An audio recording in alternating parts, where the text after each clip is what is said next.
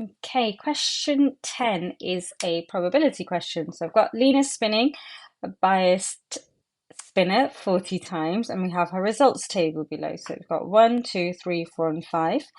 Um, she's now going to spin the spinner another 2 times. We've got to work out estimate of the probability that she gets a score of 5 both times. Okay, so looking at my table, she got a 5, 10. The probability she got a 5 is 10 out of the 40 times she actually spun it. So as an estimate, we're going to use those results. We're going to say she's going to get it a quarter times. So she's going to spin it another 2 times. So we want the first spin to be a 5 and the second spin to be a 5. So we want a 5 and a 5. In probability, whenever we say and, I'm going to multiply those two probabilities together.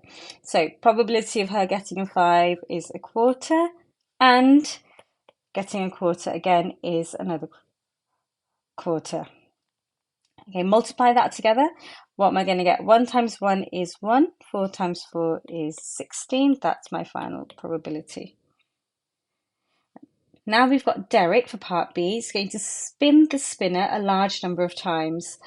Work out an estimate for the percentage of times Derek can expect to get a score of 1. Okay, so how often is he getting a 1? He's getting it 6 times. So again, it's 6 out of 40. That, let's reduce it down. It's a non-calculator paper and I need to create a percentage. So that gives me 3 out of 20. And then if I was to think of it as a percentage, it's easy to think of it over 100. So that's equivalent fractions. What do I need to do? 20 to get 100, times it by 5. So I times the 3 by 5. So the equivalent fraction will give me 15 over 100. So that is just 15%.